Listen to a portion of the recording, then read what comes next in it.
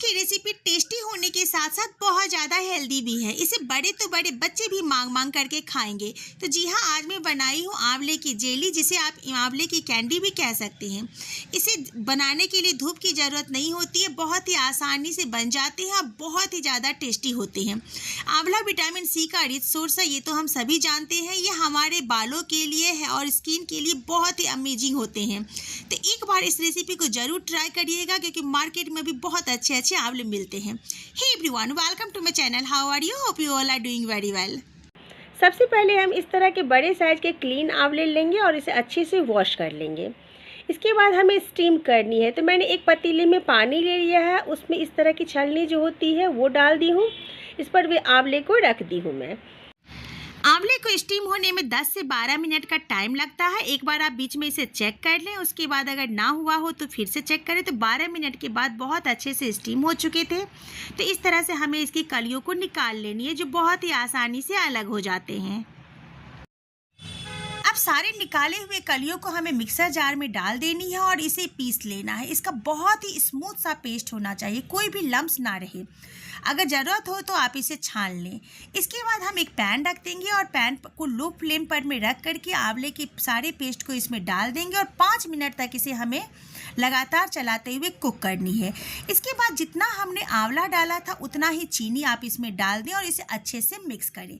Flame को लो to medium ही रखें, बहुत ज़्यादा हाई ना रखें। उसके बाद टेस्ट के अकॉर्डिंग काला नमक, सफ़ेद नमक यानी जो प्लेन नमक जो हम यूज करते हैं, उसके बाद थोड़ा सा चाट मसाला डाल दें। चाट मसाला डालने से इसका टेस्ट बहुत ही अमेजिंग होता है, खट्टा मीठा चटपटा बहुत ही टेस्टी लगते हैं और बच्चे भी इसे बहुत ही इंजॉय करके खाते हैं। अब इसे लगातार इसे चलाते रहें, बीच में बिल्कुल भी ना छोड़ें इसे। अब 1 चम्मच कॉर्नफ्लोर या जिसे आप कॉर्न स्टार्च भी कहते हैं, इसे पानी में घोल लें और इसमें मिक्स कर दें, जिससे बहुत जल्दी ये थिक हो जाते हैं। इसके टेस्ट को एनहांस करने के लिए 1 चम्मच भर के घी डाल दें। इससे ये ग्लॉसी शाइनी तो बनते ही साथ साथ बहुत ज़्यादा टेस्टी भी लगते हैं और लुक बहुत अच्छा इसका आता है। उसके बाद एक बड़े नींबू थे, उसमें से हाफ नींबू का रस इसमें मैं निचोड़ दी हूँ। इन सभी चीज़ों को मिला करके हमें अच्छे से इसे स्टर करते रहनी है। ये देखिए, कलर धीरे धीरे चेंज होना स्टार्ट हो गया है। इस तरह से चीनी भी कैरामलाइज हो रही है, जो जेली में बहुत ही अच्छा फ्लेवर देगा और इसका थिकनेस भी बहुत ही ज़्यादा अच्छा रहेगा। ये देखो, एक स्टेज पर आने के बाद ये इस तरह का कलर हो रहा है। ये इसने पैन को छोड़ना स्टार्ट कर दिया है और जब आप चलाओगे तो ये आपको हैवी हैवी लगेंगे। तो ये अब अच्छे से पक गए हैं। अब हमें 2 मिनट तक इसे अच्छे से और गाढ़ी करनी है।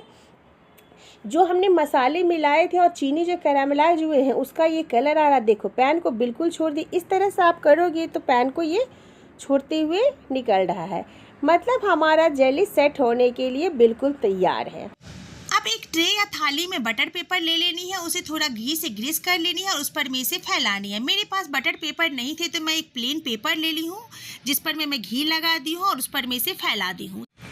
अगर आपके पास बटर पेपर ना हो तो आप ये काम कर सकते हो, प्लेन पेपर को अच्छे से घी से ग्रीस करें और उस पर में इसे फैला दें। इसके बाद 1 से 1.5 घंटे से छोड़ दें। उसके बाद देखो ये कितने आसानी से निकल रहे हैं, बहुत ही आसानी से निकले हैं। तो बटर पेपर का काम हमारा प्लेन शीट कर दिया। तो अगर आपके पास बटर पेपर ना हो तो आप ये टेक्निक यूज कर सकते हो। इसके बाद इसे मन चाहे शेप में हमें काटनी है, जिस भी शेप में आप चाहो कट कर सकते हो। तो एक कैंडी का लुक देने के लिए मैंने इस तरह से स्क्वायर शेप में इसे कट कर लिए हैं। तो इस तरह से हमें अच्छे से इसे देखो, हाथ में अभी चिपक नहीं रहे हैं। अगर आप इसे फ्रिज में रखोगे तो ये और ज़्यादा टाइट हो जाएंगे। परफेक्ट जेली बने हुए हैं। अब इसको नया और अच्छा ट्विस्ट देने के लिए मैंने क्या किया, 3 चम्मच कोकोनट पाउडर ले ली, उसमें 1 चम्मच चीनी मिला करके मैं मिक्सर ग्राइंडर में इसे अच्छे से फाइन पाउडर बना ली हूँ।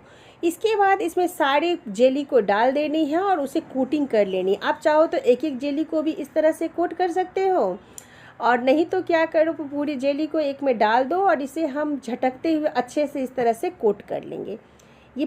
ये अच्छे से हाथों से मिला देंगे। ये पूरा जेली अच्छे से कोट हो चुका है। इसके 2 फ़ायदे होंगे। एक तो ये जेली आप कितने भी महीने स्टोर करके रखो, ये चिपकेंगे नहीं, और दूसरा इसका लुक बहुत अच्छा आता है और टेस्ट भी बहुत ज़्यादा बढ़ जाता है। कोकोनट पाउडर हमने डाला है तो कोकोनट का फ्लेवर आता है। अब एक जार में स्टोर करके रखिए और महीनों जो है इसका इस्तेमाल कीजिए। अगर वीडियो थोड़ा भी पसंद आया हो तो प्लीज़ लाइक सब्सक्राइब जरूर करिएगा, ज़्यादा से ज़्यादा लोगों तक शेयर करिएगा और प्यारे प्यारे कमेंट भी करिएगा। मिलती हूँ नेक्स्ट वीडियो में। Till then take care and bye bye.